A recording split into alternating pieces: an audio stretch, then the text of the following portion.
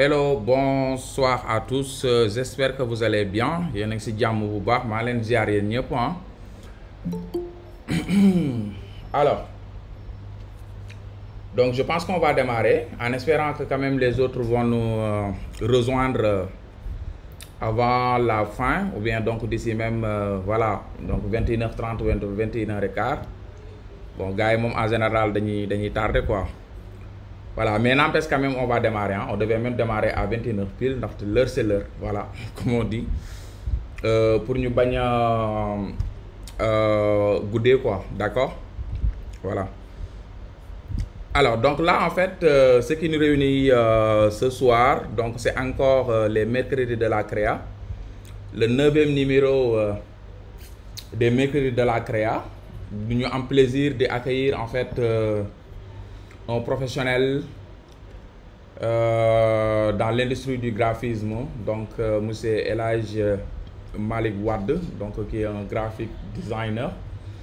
Donc dinaa ko bàyyi mu gën a def en fait donc une présentation, d'accord, donc sur son profil, voilà, sur son parcours, etc., d'accord. Donc dina revenir un peu en fait sur son CV, donc son parcours. Léegi après ça en fait donc il va essayer de nous présenter ses travaux, voilà, comme on a l'habitude de le faire hein. Donc on va regarder, on va laisser dérouler donc sa présentation. Il va faire quand même il va nous présenter donc l'ensemble des travaux, alors dans le domaine du graphisme bien sûr, dans le domaine de l'infographie qu'il a eu à réaliser. Et après ça maintenant, si un intervenant, si on est en fait ouais, bonsoir Mohamedou Kane, mën nga désactiver ce micro s'il vous plaît, voilà. Léegi et là en fait donc si maintenant il y a une création donc qui attire à notre attention donc et qu'on veut savoir plus en fait sur cette création là, on peut lui demander donc tout simplement de nous donner en fait de nous dire le processus de création. Donc s'il s'agit par exemple d'une création très intéressante, bien sûr je sais que que j'ai confiance en lui hein. Je sais que en fait toutes ces créations sont intéressantes parce que j'ai eu à regarder quand même son portfolio, gis naa portfolio te déjà en fait il avait gagné même l'année dernière le concours donc de portfolio de la semaine de la créa 2023. Voilà, donc c'est lui-même qui avait quand même gagné ce prix-là, d'accord. Oui, Mohamedou Kane, donc il y a un souci, Mohamedou? Votre micro est désactivé. Mohamedou, est-ce qu'il y a un souci? D'accord, donc vous me laissez terminer alors. Voilà. Comme les gens l'ont dit, bon, on va mélanger le wolof et le français hein, ndaxte fii moom bon il y a tout le monde quand même. Voilà, am na ñoo xam ne dégguñu wolof, donc loolu moo tax en fait donc on va parler plus français, donc su ko defee ñëpp yam si. Voilà, donc mais n'empêche quand même hein, parfois on va parler wolof pour ñi nga xam ne aussi en fait seen voilà donc seen français demeewul noonu quoi, parce que quand même infographie c'est vraiment un domaine qui est ouvert hein, donc nekkul ne seulement en fait ceux qui ont des études poussées qui ont accès à cette voilà à cette industrie là, mais quand même bon c'est vraiment un domaine qui est très ouvert quoi, d'accord.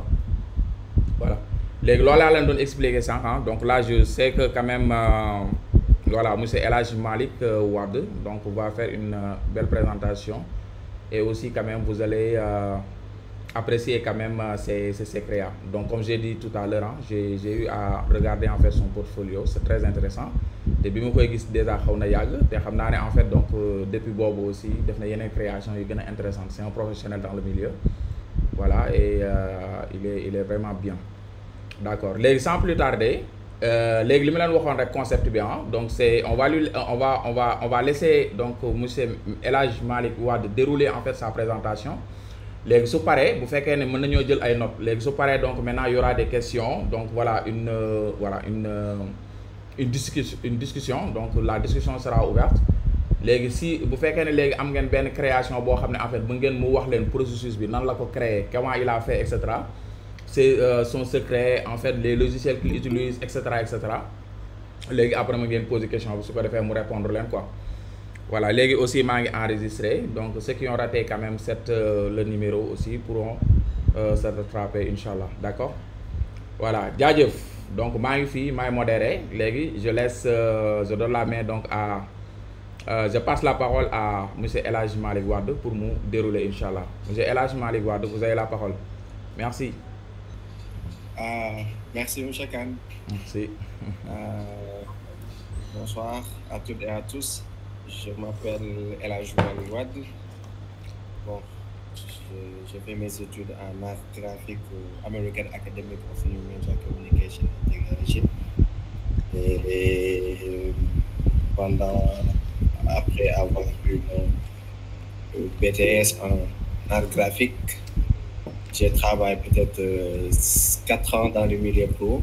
Et après, j'ai 2 casquettes, quoi. Après, j'ai voulu m'inscrire à l'UGB pour un master en cinéma. À l'instant T, je suis en master 2, option cinéma au métier des arts et de la culture. Et c'est ça mon humble et petite présentation que je voulais faire. Merci. D'accord, très bien, donc Elhaj Malick. Donc on vous laisse partager votre écran après de dérouler, Inch'Allah, d'accord? Ok. Ok, jaajëf.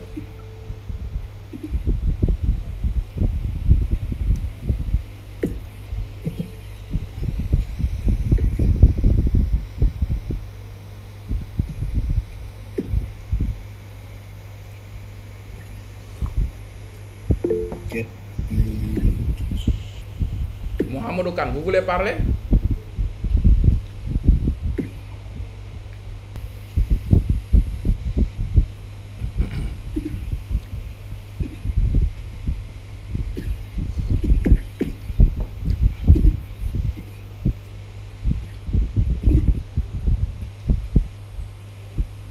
Ok.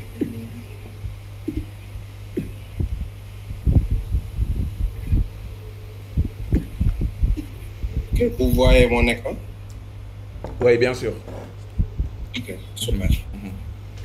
Donc, ici, vous avez mon portfolio que j'ai présenté, je pense, cette année ou bien l'année passée, la semaine de la créa.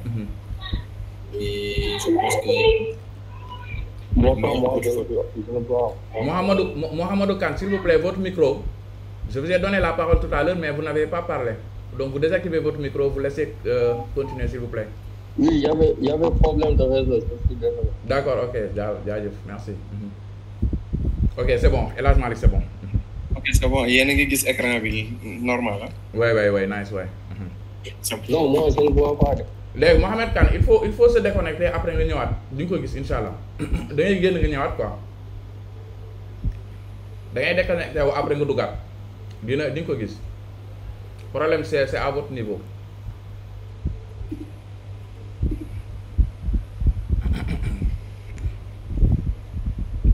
Ok, je peux. Oui, bien sûr, ouais. Ok, super. Ok, portfolio B, je pense que je l'ai présenté l'année passée ou bien cette année aux semaines de la créa. Que je pense qu'il a remporté le meilleur portfolio. Ouais. xam naa ne sax am na ñu gën a graaw mais un humble avec je sais pas comment étaient les critères et tout ça. Je voulais vraiment avoir votre retour par rapport à ça. Inch'Allah, parce que d'accord. déjà j'étais absent, mais après je pense qu'après présentation j'aurai vos retours. Ok. Bon, deuxième page, puis vous avez mon CV, je dirais pas CV, mais une petite présentation de toutes les expériences que j'ai fait. De maîtrise de logiciel, mes compétences. Maîtrise de logiciel, je pense que c'est pas beaucoup. Il y a Photoshop, Illustrator, InDesign ou Office Word, Lightroom, Luminar et Pixelmator Pro. Et j'ai mis l'expérience professionnelle que j'ai eu à avoir, mon cursus scolaire et on peut parler sur mon profil. Sur la troisième page, j'ai mis tout ce qui est logo. Donc, je vais attaquer directement. Ici, il y a une priorité. La priorité, ben ONG, le Bohamantani, ça s'appelle Agora. En fait, ils m'ont contacté par le biais que l'agence que j'étais au Managers Production. Ils m'ont contacté. En fait, déjà, l'idée de la priorité, qui comme moi, a déjà l'idée logo bi nan la war a mel. Déjà j'étais pas trop fatigué parce que elle a déjà esquissé son logo. Donc j'ai produit le truc. Là, elle a esquissé. Des fois, c'est très difficile d'avoir des clients qui esquissent et ils te donnent déjà ce qu'ils veulent. Donc, c'est ça, les priorités avec les déclinaisons, la typographie que j'ai utilisée, Roboto, et les codes couleurs. Et ici, il y a des t-shirts, j'ai utilisé des mock-ups, des goodies et des t-shirts pour l'illustrer. Et dans ce même projet, c'était Yay Priorité et NutriPuff. Oui, c'était Yay Priorité et NutriPuff. C'est la même chose. Sur NutriPuff, le logo, elle a déjà esquissé le logo. Donc, j'ai venu et j'ai juste réalisé tout ce qu'il voulait. Donc, ce sont des projets pour c'était pour je pense, ouais, une ONG qui s'appelle Agora, ONG de santé qui s'appelle Agora. Sur l'autre page, il y a Slam Nomad. En fait, Slam Nomad, il fait partie des logos qui m'ont vraiment marqué. Parce que je pense qu'en 2019, j'étais en licence 2, je pense, en art graphique. Du coup, c'était un festival de slam. On m'a contacté de faire le logo. Donc, ça m'a trop marqué quand j'ai réalisé et j'étais même content parce que je l'ai montré à mon professeur. Il m'a dit, wow, c'est top. Et après, l'Institut français même, ils ont pris le même affiche et logo. Ils ont mis dans leur projet, dans leur ils l'ont pris en... Je suis désolé. Ñu jël ko après def ko ci seen programme Slam Nomad, donc programme et j'étais content parce que la première fois ma gis benn institut français jël sama affiche jël sama logo def ko seen programme di publier le distribuer. Donc quelqu'un qui est en L2 donc va être trop content et j'étais très content pour cette logo là. Ouais. Mais kenn fayul dara, c'était gratuit quand même. Ok, c'est bien. Pour créatif, ça c'est un peu récent, je pense, il y a 2 ans. C'est une agence de com, il est ici à Saint-Louis. Donc, eux, ils avaient leur propre logo. Quand je suis venu, ils m'ont pris en tant que consultant.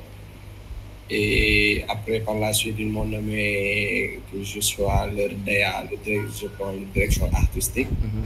Et le logo, à la base, c'était pas ça. C'était vraiment quelque chose de très fluent et tout ça.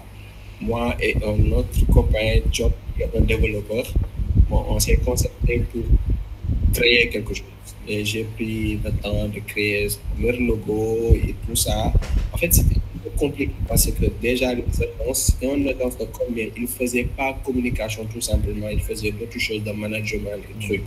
Donc, ils ne comprenaient pas le concept de comment le logo doit être confectionné. Eux, le logo, en fait, ils ont téléchargé un logo sur Internet. Après une recherche, j'ai vu que ça ne peut pas, je ne peux pas être dans cette agence de communication. Après, le logo déjà qu'il utilisait. Donc, c'était un pas avec le directeur pour nous changer de logo jusqu'à que moi et John nous réussir à convaincre les de faire le logo avec leur site web et tout ça. Et pratiquement, nous fin de présenter, ils sont vraiment satisfaits du travail. Un instant, Mohamedou Kane, est-ce que c'est bon maintenant? Est-ce que vous voyez l'écran? Mohamedou Kane, est-ce que le problème est résolu?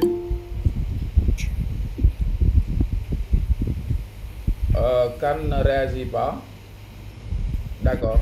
Ok, c'est bon, vous pouvez continuer, Elhadji Malick. Ok. Ok, l'autre truc, c'est Toro de Bi. Toro de Bi, c'était juste un logo. Bon, Bi, donc, c'est dans le fort, quoi. Dans le fort, bon, c'était un ami qui voulait avoir un logo de Marketplace. Donc, déjà, on n'a pas validé ce logo. Bon, c'est pas une question ça de validation, c'est juste que n'était pas prêt pour se lancer sur le marketplace, mais j'avais juste ébauché ça, créé, parce que tout ce qui est, en fait, moi j'ai tendance, quand j'ai créé tout ce qui est logo femme, qui touche un peu l'aspect féminin, moi j'utilise les police scripts. Donc, avec tout ce qui est le de vie, notre type de peau et tout ça, j'ai joué sur ça pour créer ce logo. Il y a Mayram Win, une étudiante en plus qui évolue sur les marketplaces, tout ce qui est cheveux, tout ce qui est pouce, cheveux, pouce, barbe, et tout ça. En fait, lui aussi, c'est la même chose. Vous voyez, la police, c'est une police script. Et bon, il n'y a pas, bon, pour créer une logo, bon, il y a beaucoup de bases quand même. Mais au moment où tu sais qu'est-ce que tu veux faire, en fait, ça devient facile quand même. Ça devient facile quelque chose. Et si tu crées quelque chose et l'illustres en même temps avec des mock-ups, ça devient quelque chose de très top. Donc c'est ça, quoi, c'est ça. Et ici, il y a le bunch. Bon, ce ne sont pas des logos. Bon, il y a certains logos que j'ai réalisés, mais il y a beaucoup de logos aussi que j'ai eu à retracer. Exemple, Fondation Origine Sénégal. Tellement que c'est un logo, directrice bi dafa néwon kenn du ko laal doon liggéey ci projet bi. Et comme que je gère tout ce qui est communication et visuel, donc le logo bi dafa pixelisé woon. Avec une longue discussion, ils ont dit non, ils ne vont pas changer le logo et tout ça. Et après, j'ai retracé le logo. Et après, c'est OK, on a eu à faire notre communication normalement. En même temps, celle de Novelty, agence Bounek France, c'est la même chose. Et Cœur Vert, le projet, ce sont peut-être des. ñenn ñi ay ONG le Cœur Vert c'est benn institut la bu nekk à Dakar. Aussi ñoom tamit ñu bëggoon def des séances de webinaire de communication digitale. J'ai eu à retracer. Ils ne voulaient pas qu'on touche leur logo. Donc c'est retracer leur logo. Pour ça c'est course. Nous avons un appel à la candidature, Centre régional des œuvres université sociale de Diamniadio, et j'ai eu à esquisser ça. Jusqu'à présent, je n'ai pas eu de retour. Bon, pour ces deux derniers logos, Digital Think and Talk et Digital Youth Challenge, en fait, pour Think and Talk, j'ai créé ça avant même d'être un designer, bizarrement. Donc, avant avoir le profil d'être designer, j'ai créé ça. Mais pour Digital Challenge, je pense que c'était mon premier acte au Sénégal que j'ai créé ça. Déjà, ces deux logos, ce sont mes propres projets. Ce sont des projets de compétition anglais. Et pour montrer juste que les esquisses, ce sont juste des mock-ups que j'ai eu à incruster le logo. Et ça fait l'effet dessin et tout ça. Ça va. Après, l'autre page, c'est le social media. Social media, exemple, moi, je gère la communication au niveau de la cellule Zawiya Tidiane. Je gère la communication et la pôle production au niveau du Khalifa général. Donc là-bas, on a tellement de visuels à faire. Il y a beaucoup de visuels à faire là-bas. Donc, si vous entrez dans une page, vous avez un visuel et vous voyez qu'il y a beaucoup de déclinaisons. Déjà, on respecte à chaque instant les codes couleurs. Il y a le vert, le jaune, le blanc et tout ça. Donc, c'est un projet vraiment dope par rapport au cellule Zawiya Tidiane. Ce qu'on fait pour Tivaouane. Ça, je vous ai déjà montré ça. C'est un pack de webinaires pour maintenir dans le Covid, Giga Initiative. J'ai déjà montré, je pense. Et eux-mêmes aussi, ils ne voulaient pas changer le logo. Et j'ai eu justement à retracer. Et bizarrement, le retraçage logo, ça paye. Hein. Ça, je vous le dis, ça paye. Si avec les gens, ça paye. Donc, am na nag ñu koy ñàkkal fayda non dama bëgg juste nga yokkal ma lii mais les logos que j'ai eu à retracer vraiment on m'a payé quoi donc pour dire que on peut ne pas changer les logos mais on peut juste retracer et l'améliorer et tu peux te taper peut-être 100 000 150 000 c'est faisable. Si c'est pour Sénégal académique que j'ai eu à faire un mois là-bas et je les ai aidés pour leur communication digitale. Donc, j'ai eu à créer des designs et je n'ai pas fait le logo de Technofutur, mais j'ai retracé le logo de Sénégal académique quand je suis venu là-bas, trop particulier en plus. Et j'ai voulu vraiment l'améliorer parce que moi, au moment où je viens dans un environnement ou bien dans une agence, si je regarde leur identité visuelle, si ça ne me plaît pas, moi, je me dis dans ma tête, j'ai le devoir d'apporter ma touche. Donc, ouais, un instant, s'il vous plaît. Moustapha Nia, vous voulez intervenir? J'ai vu que vous avez levé la main. Ou bien c'est juste pour saluer?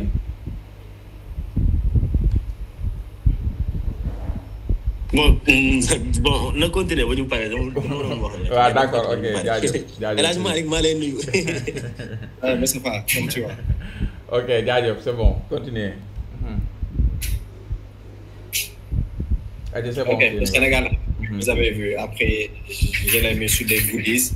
Et on peut faire le carte de visite, les entêtes et tout ça pour améliorer comment il peut faire la communication et tout ça. Ça, c'est pour Jider. Jider, c'est un projet pour Aduna pour le comprendre.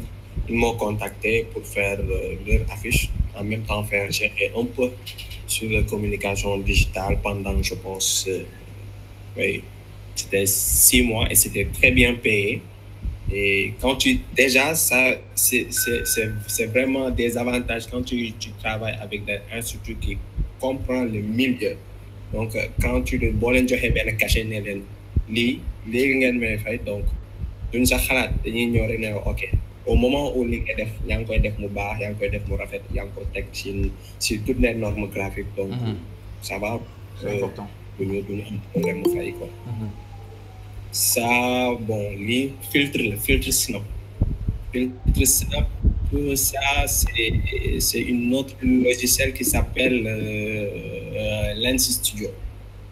J'ai utilisé Lens Studio, c'est une application de réalité augmentée que tu peux créer des filtres Snap. Amana benen bo xamanteni mo ngi tuddu Metaspark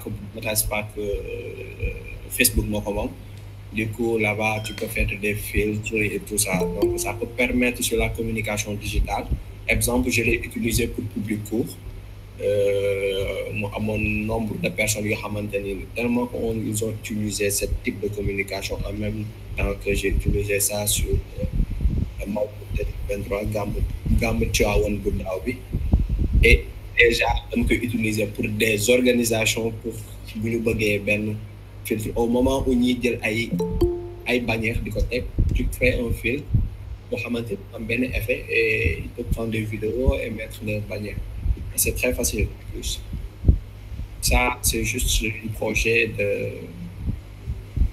pour le ministère de l'Agriculture pour nous gérer notre agence. Et avec ce projet, j'ai réalisé beaucoup de choses.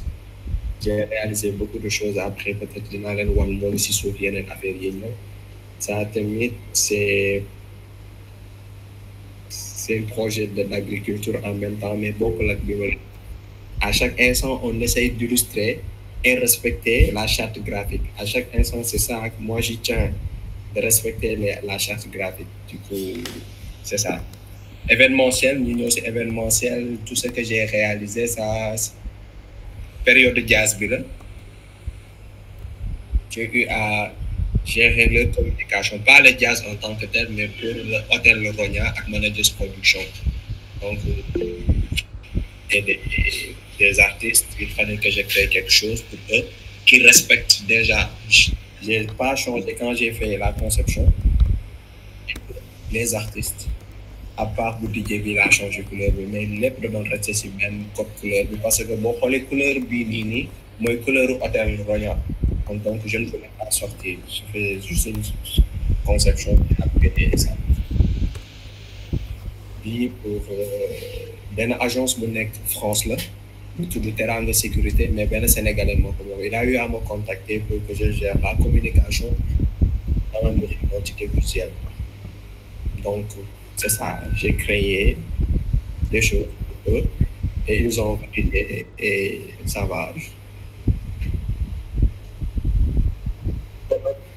de général colloque international général 2006 en fait colloque bi vous le dit si j'ai la maturité d'avoir la culture dans la communication institutionnelle événementielle et tout sur les organisations c'est à partir de ce projet-là colloque bi je croyais même bon ba ma paree sax dama feebar parce que colloque bi tellement que j'ai réalisé en fait Moustapha Basse je pense qu'il peut en témoigner tellement que j'ai réalisé des affiches des catalogues j'ai dit des affiches des catalogues des kakémonos je pense que j'ai fait tous les supports de communication sur ce projet-là parce qu'il y avait que les grandes têtes projet bi en fait Karim Sy je pense que il y a majeure partie avec Karim Sy si vous voulez du digital au Sénégal ça connaître Karim Sy il y a le général Babacar Gueye général Mbaye Cissé et il y avait même des généraux américains en fait c'est tellement que projet bi benn projet international boo xamante ni j'avais une touch avec toutes les grandes têtes ñuy wax peut-être ci àdduna bi parce que il y avait des généraux américains il y avait des généraux français et il y avait même nos propres généraux ici sur les mails il y avait que des retours tac génnal fii en fait j'ai galéré mais j'ai beaucoup appris par rapport à ce projet nekk nag projet bi nga xamante ne bu ma amee maturité liggéeyal n'importe quel agent du ma am problème parce que j'ai géré des frustrations et tout mais quand même j'ai réussi quand même ça c'est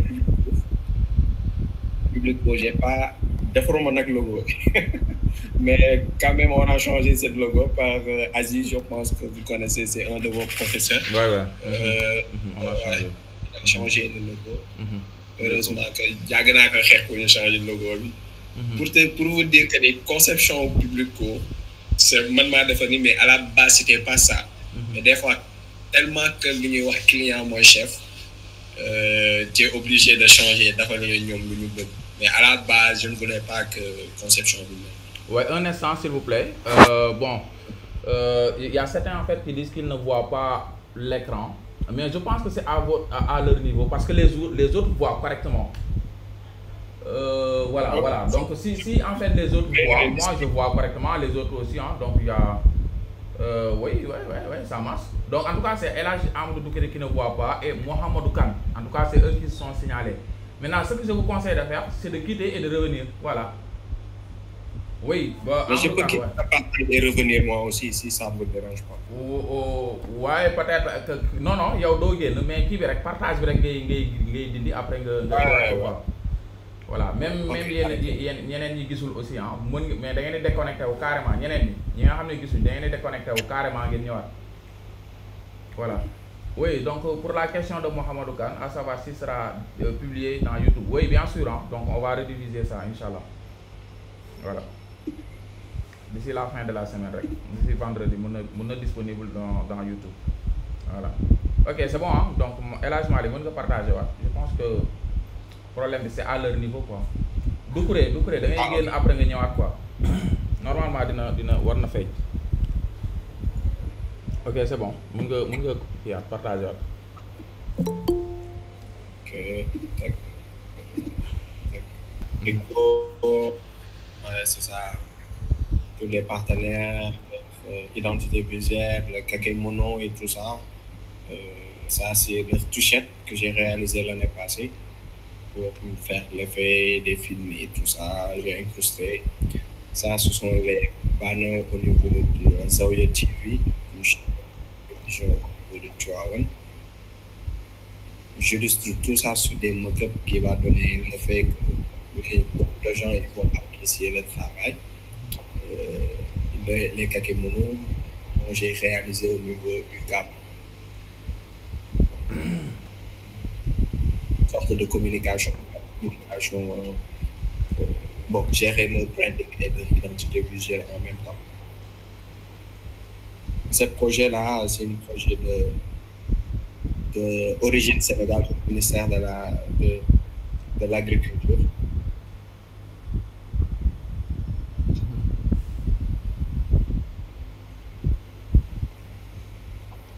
Bon, ce sont les mêmes choses qui viennent, c'est juste que les conceptions qui changent.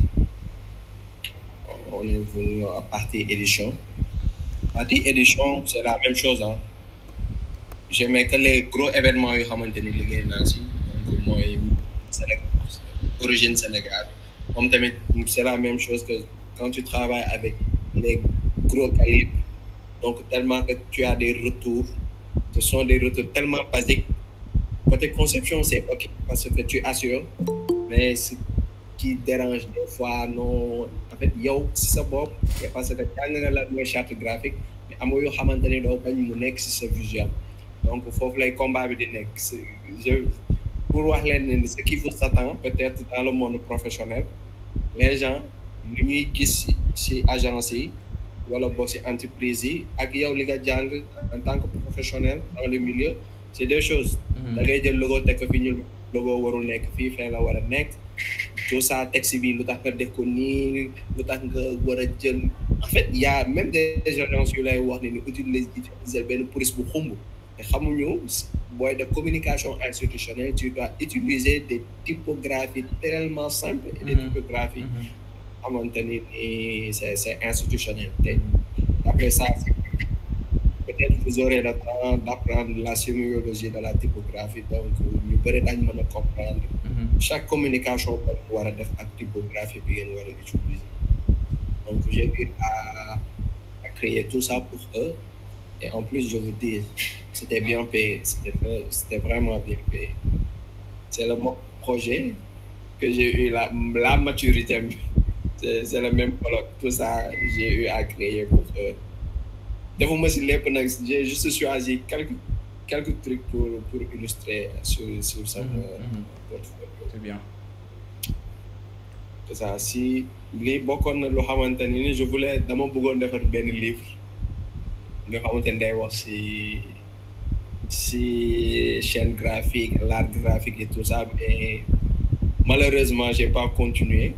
C'est commencé woon naa ko def sama page Instagram chaque semaine challenge la woon sax avec mon petit frère docteur design chaque essayer de créer quelque chose, mais après que liggéey bi da doon bëri j'ai pas pu réaliser ça. Tout ça, j'ai eu à le concevoir. On est à partir textile. Bon, ça c'est un logo pour une de mes amies qui m'a appelé et il voulait des t-shirts. On doit personnaliser, j'ai personnalisé ça. Ça c'est des t-shirts pour créative, agence de com. Ça c'est un projet d'Acoustic Conversation. Ce ne sont pas des projets fictifs, ce sont des projets qui ont été vraiment succès pour moi. Et j'ai eu tout ça à les réaliser. Partie illustration, je pense que ouais, ça c'était projet Bini. En fait, il voulait avoir le même truc comme Matedi. Et c'était fait pour les Sénégalais. Donc, elle ne trouvait pas la personne peut-être qualifiée qui peut réaliser quelque chose pour elle. Donc, c'est tellement bon avec moi et j'ai eu à faire ça. Donc, même si c'est ça, parce que touche africanité, j'ai eu à réaliser tout ça. Et bon, elle a validé et je me suis inspiré sur ces motifs-là, sur ces patterns. J'ai utilisé des patterns. Motifs c'est une image je pense les tamis, c'est-à-dire incruster et un peu de feeling et après ça passe quoi. Il faut juste avoir la créativité et faire beaucoup de brainstorming pour pouvoir faire ça. Pour ça que boo bëggee def création boo xamante ni lu nit ñi deful il faut que nga dem chercher loo xamante ni nga dem xooli li nit ñi def et après pour venir créer quelque chose. Ça c'est le même projet de Mang. Je vais faire le mascotte et ça je vais créer leur mascotte pour la communication digitale. Et ça c'est des petites illustrations que je fais dessiner à base d'Illustrator. Merci, c'était mon humble et petit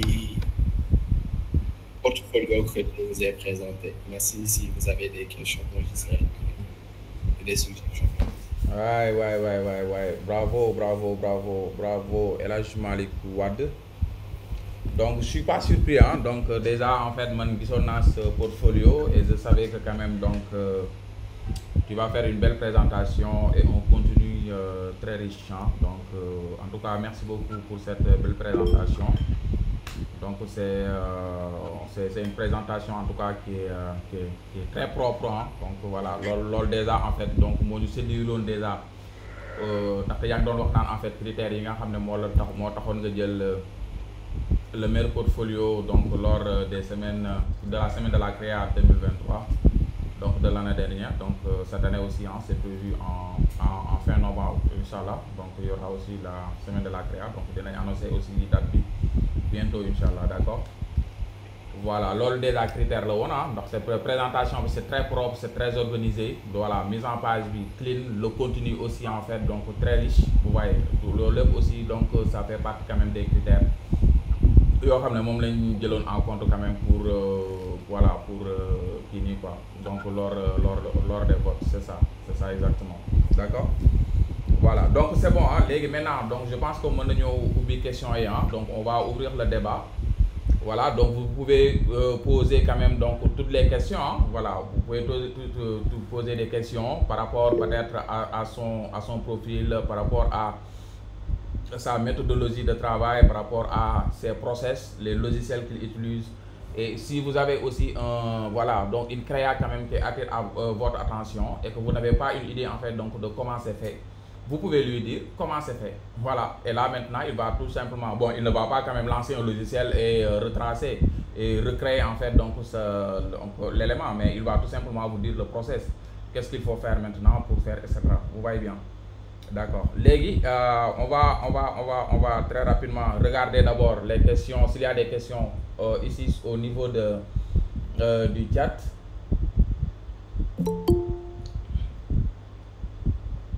D'accord. Donc il y a Nia Fatou Fari qui dit en fait donc elle est là pour seulement la culture générale, donc mais c'est très intéressant. D'accord. Merci beaucoup. El Hadj Malick, vous pouvez partager le portfolio. Ouais, donc je pense qu'un portfolio est ouvert hein. Donc s'il n'a pas un portfolio en ligne, bon là après il pourra répondre à cette question-là. Sinon le mettre en ligne ou bien le partager pour que bon les autres quand même, les débutants puissent s'inspirer, et même les pros hein, parce que là quand même c'est très intéressant.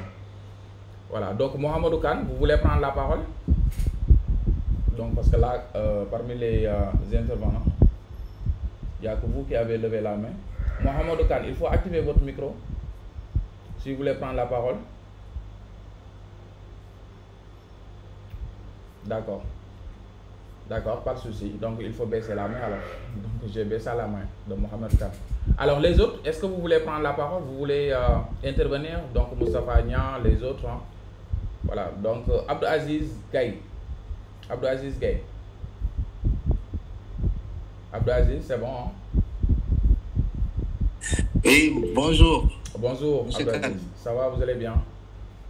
Oui, je vais bien, alhamdoulilah. Alhamdoulilah. Bonjour, monsieur Malick Wade. Oui, c'est ça. Ouais, Malick. Bonjour, on s'est connu récemment, Malick, à Tivaouane. Je crois que tu te rappelles de moi.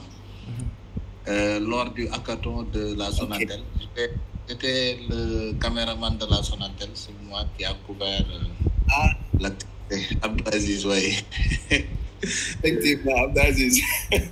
Tout à fait. On s'est connus récemment. Quand j'ai vu l'affiche publiée par Maodo dans le groupe, je me suis dit que je ne vais pas rater cette présentation de Malik, quoi. Et c'est vrai que j'ai suivi la dernière partie de la présentation, mais c'est extrêmement important. Bravo pour cette présentation impressionnante. Ça montre que tu as un très grand talent artistique et une grande créativité. Et c'est très bien organisé, c'est très bien présenté. Et les projets que vous avez eu à présenter sont des projets d'une grande envergure, parce que c'est des projets des ministères, etc. Je crois bien que travailler avec ces genres de structures, ce n'est pas donné à n'importe qui. Si on désigne quelqu'un pour faire, n'est-ce pas, la mise en forme d'un document d'un ministère ou d'une structure d'une grande envergure qui a un nom, si on le donne à cette personne-là, ça montre que cette personne regorge un grand talent artistique, quoi. Félicitations, M. Watt, pour cette présentation. C'était mon intervention. Je ne pouvais pas ne pas prendre la parole parce que quand j'ai vu que c'était toi, je ne pouvais pas m'empêcher d'assister, même si c'est 5 minutes, quoi. Merci beaucoup, Watt. Merci beaucoup. Merci. Ok, donc on va peut-être passer la parole. Bon, d'abord, il y a Mohamed Mokhtar Wade, votre frère. Donc, je vous rappelle que El Hadj Malick Wade, c'est le grand frère de Dr Design, Mohamed Mokhtar Wade, qui est là aussi. Alors, il a posé une question. Donc, c'est quel projet qui t'a fait le plus baver? Et donne-nous les détails. Alors, donc, peut-être, moi, je ne sais pas, donc, il faut peut-être le toj. Allez-y, El Hadj Malick, est-ce que vous pouvez répondre à la question de... Oui, j'avais un problème technique. Mokhtar Wade. El Hadj Malick, c'est bon? Vous avez vu la question? Ouais. J'avais un problème technique, mais c'est réglé. Ah, ok, c'est bon. Le projet... Ouais. Projet bi ma gën a sonal, en fait, c'est le projet de Général Lamine Cissé, le colloque de Général Lamine Cissé. Parce qu'on travaille avec partenaire West Africa. Mohamedou Kane, vous pouvez désactiver votre micro, s'il vous plaît. Mohamedou Kane. Sinon, je vais le faire, voilà. Ok, c'est bon. El Hadj Malick, c'est bon. C'est le projet de partenaire West Africa, plus précisément de Général Lamine Cissé. Et projet boobu moo gën a mooy li ma wax. Est-ce que mën nga ko afficher waat s'il vous plaît? Est-ce que mën nga ko afficher la maturité par rapport à ça. Est-ce que mën nga ko afficher waat s'il vous plaît? Comme ça ñi doog a ñëw gis ko waat. Ouais.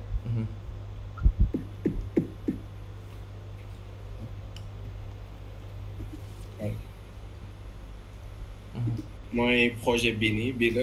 En fait, j'ai tellement que j'ai réalisé beaucoup de choses sur ce projet.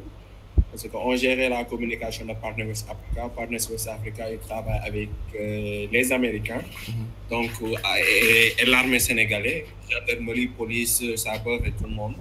Donc, on est comme un colloque international pour Général Lamine Cissé. Il y avait beaucoup d'intervenants par rapport à les généraux partout dans le monde.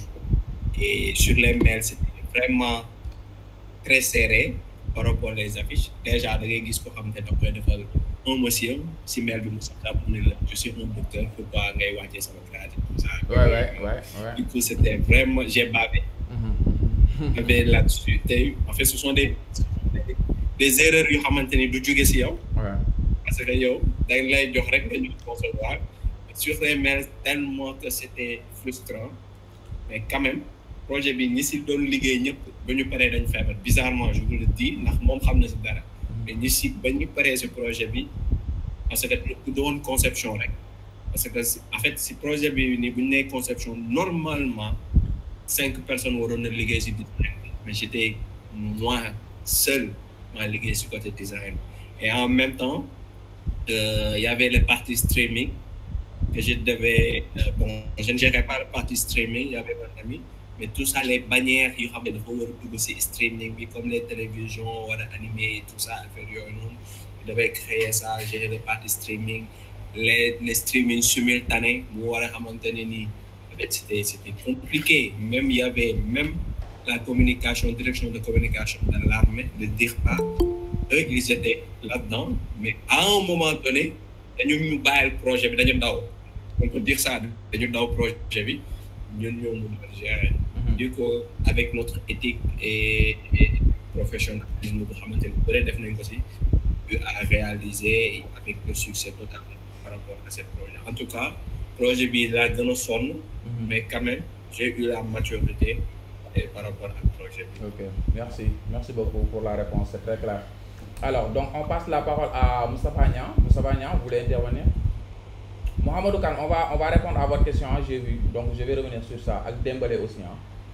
Oui, Moustapha Niang, micro. Ouais. Ok. maa ngi leen di nuyu yéen ñëpp, maa ngi nuyu monsieur Kane, nuyu El Hadj Malick ak ñu mu fi fekk ñëpp si mit bi di leen ziare di rafetlu liggéey El Hadj Malick bi parce que man moom jotoon naa gis portfolio bi si semaine carrière comme monsieur Kane mu ko waxee, et c'était un bon travail boo xamante ni bu extraordinaire de si El Hadj Malick def déjà moom suñu grand la. Voilà mën naa wax ni sax portfolio bi bokk na si du ñu gën a poussé ñu gën a genre travail waa suñu yenn design yi si côté aspect bu nekk quoi.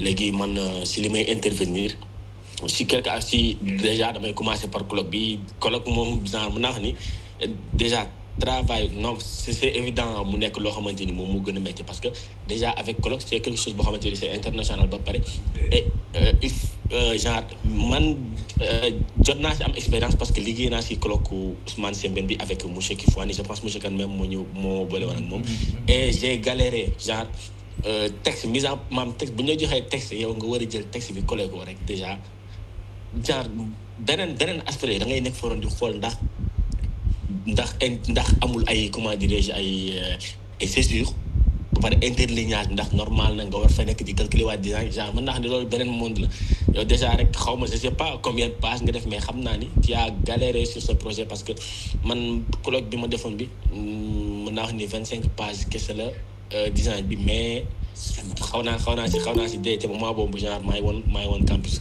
donc pour wax gars yi voilà am na gis naa dem prod mi ngi laaj si commentaire yi di wax mise en page et tout pour dire quelque chose genre yombul quoi.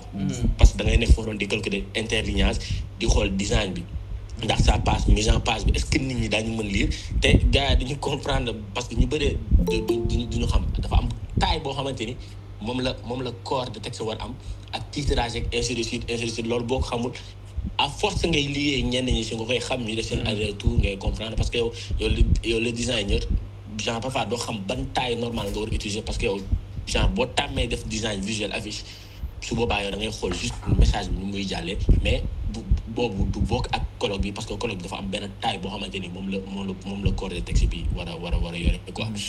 Beneen bi mooy le logo Techno Future Group bi je pense que maa ko defaroon mais bi may nekk sama licence 3 je sais pas yaakaar naa moment boobu la mais rendre ma fichier source bi parce que xam nga rek booy nekk étudiant di jàng genre da ngay góorgóorlu après am ñoo xamante ni dañ lay gis la bëgg nga ñëw liggéey si ñoom. Voilà ma liggéey naa quoi, mais j'ai pas donné les fichiers sources et après lu tax joxe ba fichier source bi parce que amoon process amoon process dans bu doon comme nii la ma am jot loo xamante ni jot naa ko xam avec suñu yenn professeurs yi ñu lay expliquer genre loolu du ma dal. J'ai travaillé sur ce projet mais genre dama ko doon def parce que moment boobu noonu man normalement bi jigi def L3 man amoon naa 2 stages parce que waa Techno Future dañu njëkk a contacter moi boobu mais amoon naa stage ba pare mais le gars il voulait court que je viens voilà après ñu dem foofu rencontrer mais moom mu jël sotti après mu insiste waat pour ñu kii mu ñëw foofu noonu pour mu def genre répondre je pense xaw ma c'est pas amoon nañ groupe amoon nañ logo ou pas mu wax pour ma def refont logo Techno te genre ma defal leen proposition ma defal leen 2 propositions ñu retenir bi mais après ça voilà ñu bëggoon fichier source ma leen pas je donne pas le fichier source comme ça parce que am na li ma doon xaar en fait mooy loolu c'est juste pour vous dire parfois xam rek El Hadj Malick lu mu wax li genre retraçage design kese da nga siy fi lekk retraçage logo aussi da nga siy lekk bu yenn entreprise nanguwul genre génne xaalis pour am seen fichier source yow nga lekk sa xaalis concernant retraçage bi quoi. En tout cas pour dire El Hadj Malick bon travail en tout cas affaire bi set na rafet na macha allah surtout yi nga def ak Zawiya Tivaouane parce que ñun ñoo ne récemment foofu noonu gis nañu leen ni ngay liggéey parce que équipe entière nga diriger foofu noonu voilà pour dire xam nga bon travail gars yi nañ ko topp ñun ñëpp mooy loolu noonu jaajëf. merci beaucoup Moustapha Niang si intervention bi alors bu fekkee ne bon je pense que sa intervention ay contribution la plutôt ay remarques et tout c'est très riche donc bu fekkee ne El Hadj Malick amul dara lu mu si yokk rek donc mën nañoo jox passer la parole à Mouhamadou Kini sinon par exemple ñu bàyyi ko rek mu jël ay notes bu fekkee ne par exemple après on va lui donner la parole ñu jox ko quelques minutes pour me revenir un peu en fait donc sur des questions yoo xam ne il n'a pas eu à les répondre léegi kii kan la Mouhamadou Moustapha ok Moustapha Ba d'accord allez-y Moustapha Ba micro. Bonsoir à tous, j'espère que vous m'entendez. waaw mais dafa am ay bruit quoi xaw ma nag micro la xaw ma. bon xaaral ma. waaw dafa am day grincer tuuti quoi. dafa am ay quelques grains. non voix bu am xaalis noonu lay mel monsieur. dama bëri xaalis moo xam séeréer quoi. ok mais bon dinañ comprendre donc c'est bon dinañ comprendre waaw d'accord adieu. ok en tout cas di remercier suñu présentateur du jour bi El Hadj Malick Wade. waay sama cousin. sa cousin waay. li ma ko tàmbali ko tooñee rek naan ko kuy naan di nëbbatuma boobu mandee feeñ. yàgg naa ko wax ne tey créa dañu ko wan mais bon tout ça pour dire que c'est quelqu'un de très discipliné de très créatif parce que ñun ñi dëkk moom on a fait quelque chose. ba pare bon c'est parfois nga ñëw mu jox la 1 2 3 waa li ko Makhtar wax di waxee famille de designer ça c'est vrai. parfois nga ñëw mu jox la ay tuyaux man moom pour dire vrai tout ce qui touche la technologie et les nouveautés surtout concernant Apple yu ma ko doon moom à chaque fois moom ma ciy branché à chaque fois day jox au-delà d'être créatif à travers design yi muy def c'est quelqu'un de très digital et c'est normal de très digital il est toujours à l'écoute et xam naa à chaque fois technologie fu mu toll am na yenn nouveautés yoo xam moom sax moo la koy wax parfois am na yoo xam ne du dit que c'est pas encore accès mais moom il te dit non accès na jox la yenn bétail pour dire que yemul simplement ci graphisme il fait aussi de la veille te loolu benn conseil la boo xam ne war na ko mën a kii pour ñëpp di ko def benn veille boo xam ne il le fait par rapport au design par rapport à la technologie parce qu'il faut le dire nous les graphistes ñoo nekk benn monde boo xam c'est en pleine mutation donc à chaque fois affaire day évoluer ni chaque fois arab di changer ci di jëfe update à travers différents logiciels c'est pas seulement les logiciels qui changent donc toute la technologie se renouvelle c'est pour dire que moom am nañ benn estime bu mag par rapport ak moom exemple la si ñun waaye on est prêt ou bien loin de lui mais à chaque fois ñu ngi bàyyi xel ci lu ñuy liggéey benn bi may jeexalee rek mooy par rapport ak général Lamine Cissé bii moom genre c'est quelque chose parce que dama ko si doon tooñ ba mu paree tooy ci mën na ko non grave ba ma dem seen tooyam grave li ñu la fayoon bi ci faju je pense maintenant loolu daal la am lu may intervenir di ko remercier di wax ne l'un des aspects positifs bi nga xam ne je peux dire de lui que moom bénéficiaire aussi que man bénéficiaire naa ci et que Makhtar Wade di raxam bénéficiaire mooy on a la chance d'être tous les designers et à chaque fois on efface beaucoup day permettre nit ku nekk ne mooy am une certaine avancée par rapport ak benn domaine donc loolu c'est une chance képp ki graphiste fexe li jigéen ñoo xam ay graphiste lañ comme ça yoo am na yoo xam boo ko xamante ils vont faire en sorte de matériel à part que bàyyi moom lépp moom da koy jaay quoi merci pour votre attention. merci beaucoup Mouhamadou Moustapha Ba ce témoignage rafet na non il est comme ça donc très poli très discipliné donc man fu ma gis jox ma cër donc jot nañ daje ay jànkoom ay UGB et tout voilà donc mi ngi noonu daal très disponible voilà donc bi ma ko ndaxte man yoruma woon contact malheureusement je suis passé par son frère Mouhamadou Wade mais daf ko wax rek mu ne ok c'est bon donc voilà mi ngi noonu daal macha allah voilà macha allah léegi ñu ñëw peut-être si yenn questions am na fi ay questions donc su ko defee moom après dina intervenir léegi xaaral ma ñëw directement si chat bi am na ay questions yoo xam ne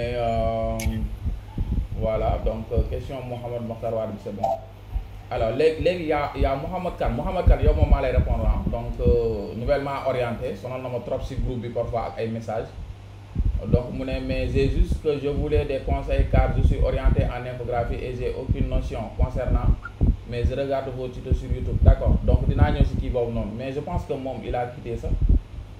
Xam naa dafa am problème technique malheureusement nekk fi. Bon, ñu jëm ci beneen question priorité alors comme que nekk fi en attendant moom muy ñëwaat quoi. Alors, il y a El Hadj Malick Doucouré donc qui pose une question assez longue. D'abord, il a remercié, bonsoir tout le monde, et principalement à M. Wade, donc pour cette présentation assez riche et assez diversifiée. Sinon, je voulais savoir, qu'est-ce qui t'a poussé à vouloir chercher un master en cinéma? Oui, donc on rappelle qu'actuellement, il est en master 2 au métier des arts et de la culture. D'accord? Plutôt que de continuer à t'améliorer et à te spécialiser davantage sur le graphisme, ou plutôt, tu voyais une synergie entre le cinéma et le graphisme. Ok, c'est bon. Donc, vous pouvez répondre à cette question-là, El Hadj Malick. Ok. Mamadou Dembélé. Non, c'est El Hadj Adama Doucouré. Oui, Doucouré. Ok. Il m'a poussé, en fait, quand j'ai terminé à l'American Academy, j'ai travaillé au Managers Production pendant 4 ans. En fait, c'était juste le art graphique, tout ce qui est design, et par la suite, j'ai fait tous ces projets-là. Et j'ai voulu changer. Parce que jusqu'à présent, je suis dans le domaine. Après, je vais vous expliquer. Je suis allé faire un master en cinéma. Parce que déjà, graphie, la photo, tout ça, nous sommes tous liés. Mais récemment, ça, un an, si là, ils sont regardés comprendre ça, le design, parce que je suis à l'aise de faire une formation en cinéma professionnel. Ni, on doit réaliser une série. Et je suis le directeur artistique. Donc, madame, ce qui veut dire univers où nous allons réaliser tout ce qui est artistique, tout ce qui est visuel, tout ce qui est... En fait, dagay am sax benen vision bo amulon ak l'art graphique biga jang. Ce qui veut dire que day gëna ubbeeku. En fait, si vous avez l'opportunité de le faire, il faut le faire. Le cinéma, c'est pas une question de dagay téye caméra filmer tout simplement. Du lolu kessé. Cinéma da lay yobbu ci yenen univers yo xamanteni univers bi mëna nek univers graphique et manam benen univers bo xamanteni la dafa laalé l'univers graphique. Exemple, mën na la jox benn série mais ci série boobu noonu il faut que nga xam code couleur bi nga war a réaliser ce univers boobu ça mu nekk benn série époque ça dépend en fait en tout cas pas une grande liaison parce que sur les plateaux cinéma les DA dafa am benn poste bi ñuy wax direction artistique à part le producteur il y a le premier assistant et le DA. Et la plupart du temps, je vous le dis, les DA ils sont très bien payés. Aussi dans la communication, mais je pense que c'est comme ici, cinéma le fait. Parce qu'au moment où on a créé toute une process, communication digitale, communication institutionnelle, nan nga ko wara jallalé tout ça, les décors que tu dois choisir. Manam lepp lo xamanteni war nañ ko def sur une plateau cinéma. Si day bu ko accord du jàng donc ce qui veut dire que ni ma def fële ak li may def fii nii c'est la même chose c'est juste que c'est plus poussé quoi. Super, d'accord, ok. Ouais. Donc je pense que même lui il a fait le même parcours hein. Donc El Hadj Adama Doucouré parce qu'en fait donc c'est un de mes anciens étudiants en infographie. Donc quand il a terminé donc il est allé voilà, donc faire un master en métier et des arts et de la culture. Donc je pense que même question bi peut-être donc il l'a posé pour xam yow exactement lan moo la poussé est-ce que moom tamit donc yéen a bokkul lu leen poussé pour ngeen dem foofu quoi. Lui aussi en fait donc il a fait ce master là donc métier des arts et de la culture.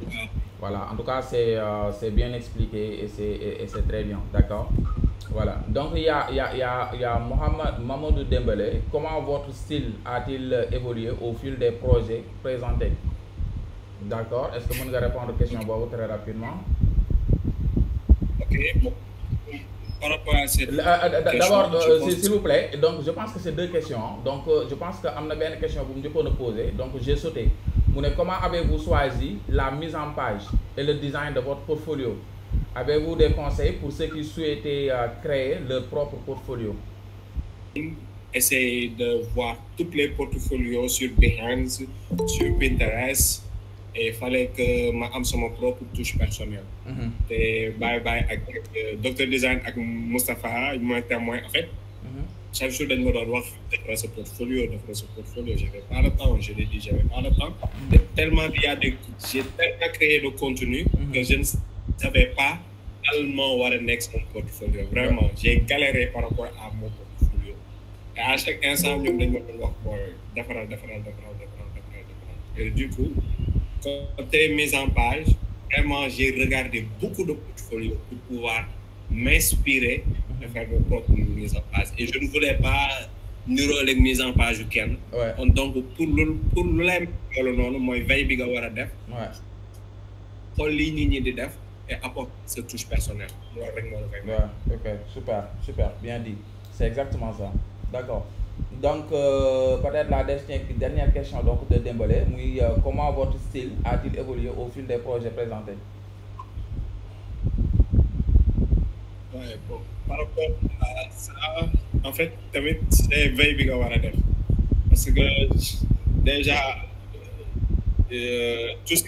tout ce que li Adobe di def, je m'inscris sur toutes les plateformes d'Adobe, essayer de comprendre, essayer de savoir lan la bees ñoom du ñu indi. Et vraiment comme que moi je regarde beaucoup les styles d'américains. Donc foofu laay gën a inspiré wu ñu xool lan moo fi nekk ak bon boo xoolee design à chaque instant chaque année ou bien chaque 2 années affaire yi dina xaw a changer et tout ça léegi nag loolu la koy mais pour man c'est juste bon moi sama technique veille bi may def chaque jour xamante ne damay xool tout ce qui est tendance, tout ce qui est mise à page, tout ce qui est logo, tout je regarde tout je consomme tout et après ma def sama tri. Quand je fais mon tri, je jël li xamante ne ni yooyu mooy tendance loolu moo dox et par rapport à tous mes créas c'est comme ça. Je fais des veilles informationnelles, je fais des veilles sur côté design, sur côté numérique, sur côté digital, je fais tout.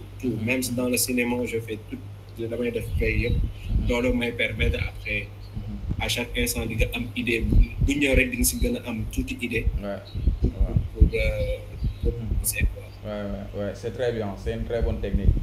D'accord, machallah. Alors, donc il y a Baol Vision qui dit quels sont les points essentiels pour créer une affiche. Donc là aussi, je pense que c'est une question qui est ouverte, ku ci nekk mën na ci répondre. Mais si vous avez quand même si vous pouvez lui dire quelque chose par rapport à ça, donc en tant que présentateur, quels sont les points essentiels pour créer une affiche publicitaire? Ouais, bon. Les éléments à tenir en compte, quoi. Je pense que non le bëgg wax quoi. Éléments yi nga xam ne en fait moom la ñu war a tenir en compte quand on fait une affiche publicitaire. Donc je pense que loolu la bëgg wax quoi. Ok, pour faire les éléments clés, je pense que il faut que nga am idée affiche bi ngay defar ba pare. Ça parle de quoi? Exemple, on vous dit que faire l'affiche de football, affiche de foot. Exemple, li nga war a mettre en évidence mooy image yi nga war a choisir day nekk forcément des images de foot, des ballons et tout ça. Léegi nag y a l'information qui vient. Il faut juste choisir ay images mais bul jël benn image nga ne dama koy defar man à chaque instant damay am ay palette d'images. Bu ma jëlee samay palette d'images foot la ok foot damay jël samay palette images foot la plupart on utilise quel code couleur. Ok ma teg ma ni code couleur yi mooy définir foot ok léegi nag man pour man bu ma amee 2 informations yooyu noonu c'est là que commencer à faire mon créa et après la typographie qui va venir et les patterns qui va venir ça dépend ak conception bu nekk inspiration bi ngay am conception bu nekk ak lu muy laaj na conception yoo xamante ne ni ça doit forcément être simple. Il y a des conceptions yoo xamante ne peut-être day laaj ay touches graphiques un peu poussées donc man non laay defee sama conception mais xool idée principale c'est quoi ok c'est la football donc football lan moo ko constitué des ballons de foot des joueurs et tout ça essayer d'avoir beaucoup d'images et en même temps même bu ma waree def affiche damay xool même sur internet sur Pinterest ak Behance je vous le suggère de regarder li ñuy def parce que loolu moo lay permettre doo def ñoom lu ñu def man damay xool ñoom lu ñu def beaucoup de bench et après pouvoir faire mon propre créa yow boo génnee sa créa rek du am identité am ñu xam te dañuy copier loolu moo tax ñu naan am affiche yoo xamante ni da nga naan gis naa ko fii au moment où indi say propre créativité donc ça passe et respecter les normes graphiques. D'accord, ok. En tout cas, c'est très bien et c'est très bien expliqué. Hein. Donc, alors, Dembélé, damay jël keneen balaa may jëlaat sa question boobu noonu donc sinon quand même voilà donc yow sax wax nga ko ne du ma enquêteur nag waaye non c'est intéressant donc les questions quand même sont toujours les bienvenues hein. De toute façon day ubbi kii bi rek quoi day tax affaire bi di gën a riche en fait d'accord voilà léegi donc moi peut-être hein, j'ai quelques peut-être questions yoo xam ne vraiment bëggoon naa aussi nga partager ak les gars et aussi peut-être am na ñoo xam ne en fait quand il entend retracer un logo moi quand même donc quand j'entends retracer un logo c'est-à-dire donc reproduire donc vectoriser faire une vectorisation manuelle quoi c'est-à-dire vous prenez le logo vous suivez le contour vous essayez donc de reprendre les couleurs etc. Mais vous je pense que bi ngay wax retracer un logo c'est comme en fait un process de refonte quoi est-ce que par exemple yow quand vous parlez de retracer un logo est-ce que c'est vraiment reprendre le logo après am loo si yokku parce que déjà logo soo ko jëlee yokk si dara rek loolu moom tu as repris le logo mais bu fekkee ne dafa am benn partie boo conservé yokk beneen rek foofu moom c'est un nouveau logo mais sooy wax retracer logo et c'est vraiment est-ce que c'est tout simplement vectoriser sans nga apporter si quelque chose de nouveau wala lan la exactement se retracer logo bi ngay wax retracer un logo affaire yooyu donc loolu laa bëggoon a xam quoi léegi je te laisse répondre cette question là après ma jël ñëw si beneen question très rapidement. Ok par rapport au retraçage de logo en fait du ma si yokk dara te logo bi nu mu ñëwee parce que la plupart logo yi day pixelisé wu. dama koy retracer waat nu ñu ko bëggee. maanaam aussi enlever dara. Excellent. Ça m'est arrivé avec Sifa bon projet boobu fi nekkoon je vais vous montrer mais dañu am problème mu E bi ba ma ko retracer E bi du feeñ normalement. mais comme que ñoom noonu lañ ko bëggee woon parce que on m'a dit il faut que nga jëlaat E bi. diggante non au moment où E bi ma yokk si E bu xamante ne ni du E wu principal bi. kon donc loolu nekkatul retraçage donc day nekk logo bu ma créé kon donc. si facturation bi ça va changer. Ça va changer. maanaam boobu ni ma jàppee retraçage mooy prendre identiquement logo bi nu mu meloon. nga améliorer ko pour autant yokk si dara c'est juste. waaw loolu moom mooy bii sax bi vectoriser donc voilà bon en général on parle de vectorisation manuelle d'un logo. Loolu bon c'est aussi pour permettre en fait de pouvoir l'agrandir à l'infini sans perdre la qualité quoi ndaxte bon logo suñu la ko joxee nii rek jox la format PNG wala format JPEG ñu jox la ko ci benn certaine taille alors que yow yaa ngi ko bëgg a utiliser sur une base de quelques mètres là quand même day pixelisé wu loolu moo tax en général donc ñuy retracer logo di ko vectoriser quoi donc pour quand même amaat kii bi amaat la version vectorielle tout simplement donc loolu la quoi. Ouais, c'est exactement ça mais quand même au moment où nga yokk ci benn kii comme tu l'as dit là quand même loolu refonte lay doon quoi là tu changes carrément le logo voilà mu nekk beneen logo bu bees et là aussi je pense que facturation bi aussi day gën a yéeg comme ni nga ko waxee ndaxte loolu sa créa la mais bu fekkee ne quand même créa keneen la nga ñëw jaaraat si kawam rek retracé kooku aussi amoo droit peut-être yenn prix yi aussi naan da nga koy laajaat prix bi nga xam ne moom la agence bi fayoon pour am logo bi donc nekkul ne loolu ngay laajaat aussi. Voilà, ndaxte c'est pas vraiment votre créa, donc le logo leur appartient. Voilà, c'est exactement ça. Merci beaucoup. Alors, léegi lu ma bëggoon a xam aussi mooy le nom de vos logiciels favoris. Yan logiciel ngay faral di utiliser en fait exactement si say composition visuelle quoi. Yan mooy sa logiciel favori. Ok, bon.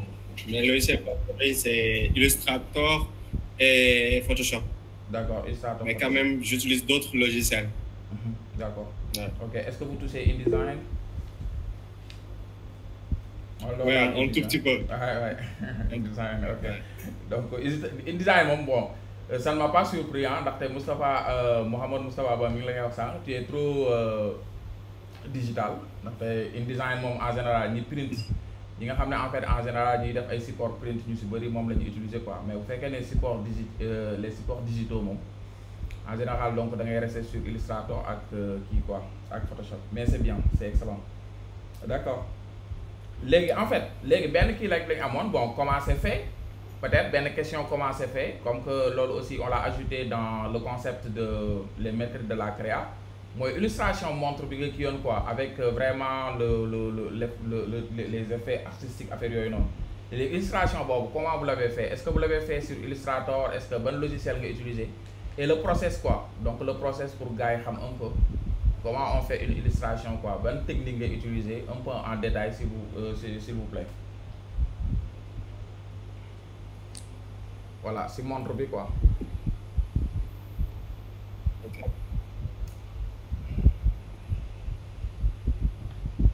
Ok, pour cette ok, montre bi, en fait, j'ai utilisé Illustrator. Déjà, il fallait que ma am benn ébauche boo xamante ni fallait que ma am benn montre après me retracer ko. D'accord. Quand j'ai retracé ça, retracé waat lépp, bu ma retracé lépp après comme lu ma leen wan mooy image bii nii, ça je l'avais téléchargé parce que c'était ça lu ma inspiré wu pour ma defar montre boo xam ni day am touche africaine.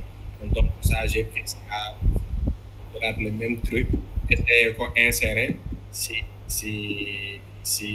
montre bi, incrusté ko comme sur un masque de décrétage.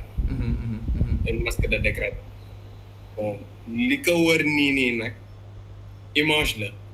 Image boo xamante ne je l'avais pris au niveau de Ngaye, mooy genre pour seen genre affaire yooyu nii.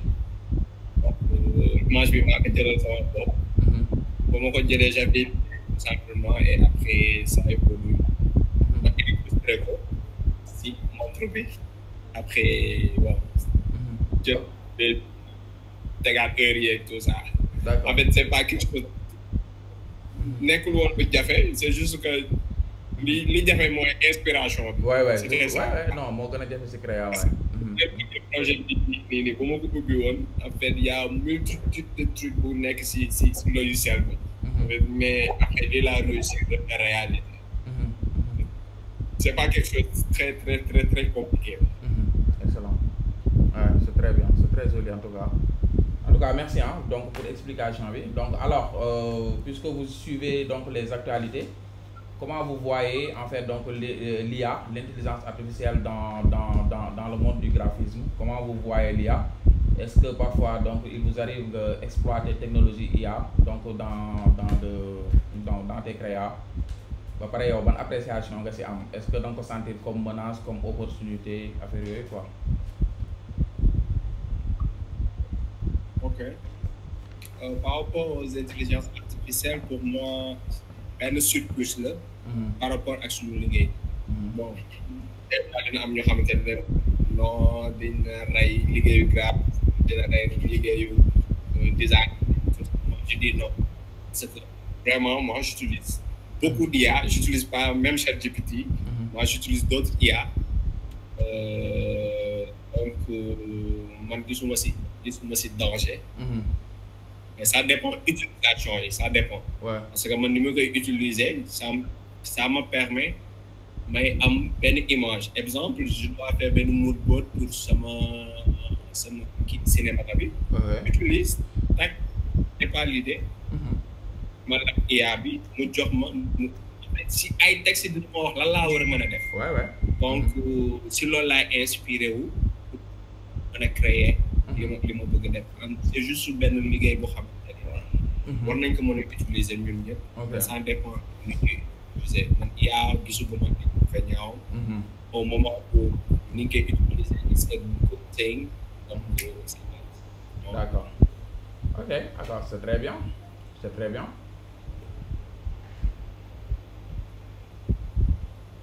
voilà léegi kii aussi donc am na ña xam ne l'IA est-ce que ça ne tue pas la créativité non créativité en fait donc nit moo ëpp créativité en fait IA d'accord ndaxte IA moom bon mën na la générer le contenu mais sa créativité après contenu boobu noonu noo koy utiliser voilà mën na la créer par exemple ay illustration IA mën na la créer en fait ay kii même créativité bi ngay wax sax en fait bon c'est la personne qui lui dicte ça ndaxte déjà yow en fait IA balaa mu lay génneel dara léegi foog nit ki si boppam bindal ko lan la ko war a génne donc là prompt bi ngay bind mooy le texte là qui permet de générer en fait quelque chose c'est la personne kooku c'est la créativité de la personne ndaxte prompt bi déjà si boppam sax pour nga inspirer wu sax pour xam exactement en fait donc noo koy bindee loolu rek créativité la voilà loolu rek créativité texte boobu noonu rek créativité la quoi yow da nga bëgg lu gaaw rek moo tax nga utiliser IA nga bëgg par exemple loo xam ne en fait comme yow mën nga am idée ne man lii laa bëgg en fait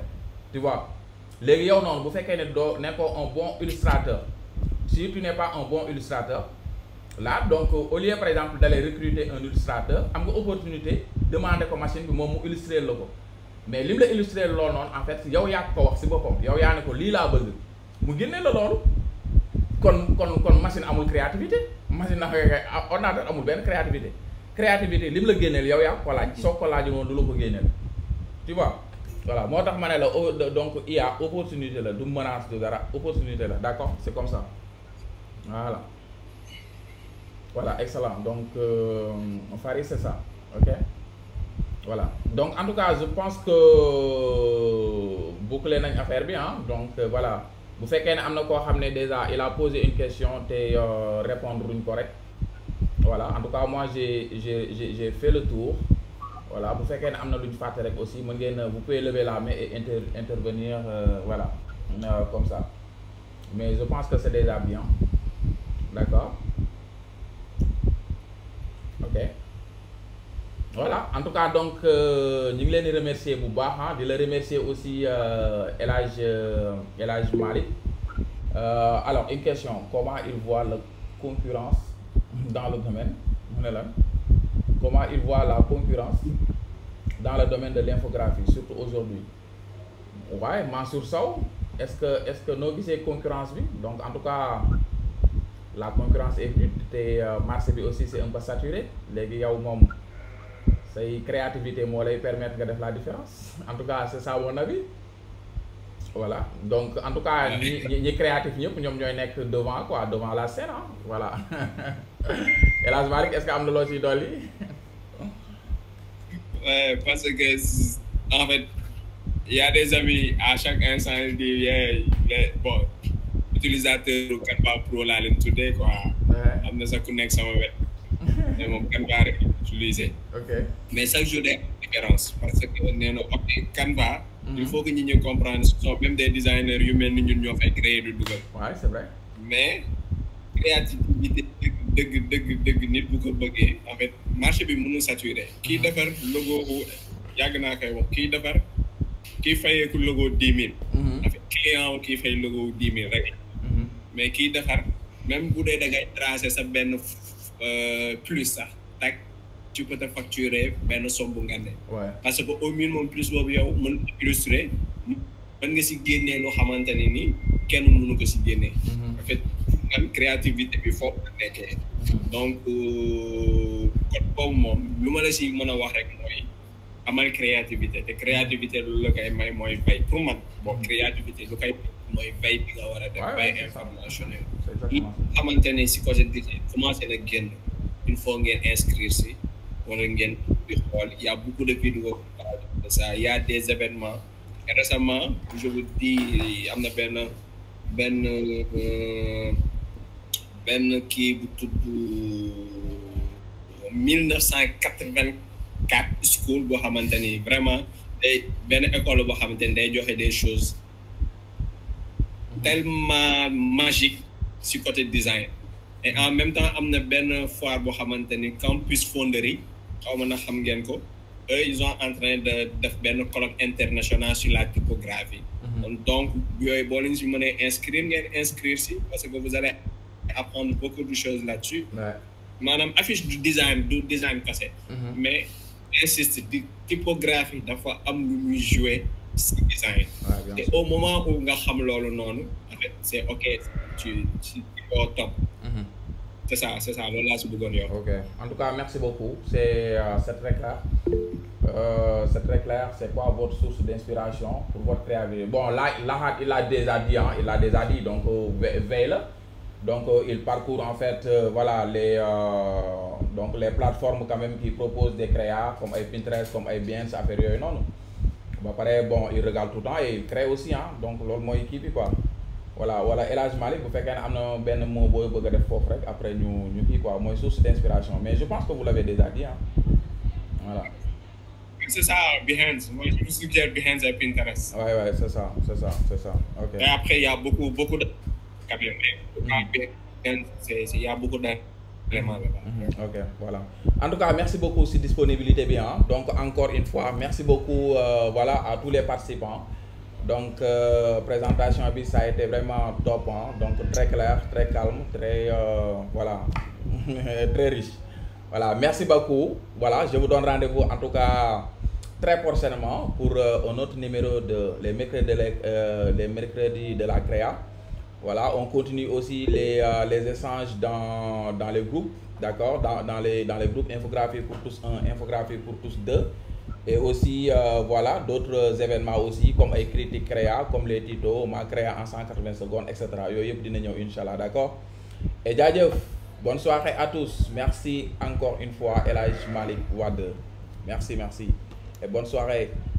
Merci. Djadjev. Partage. Djadjev. Bonne soirée. Merci.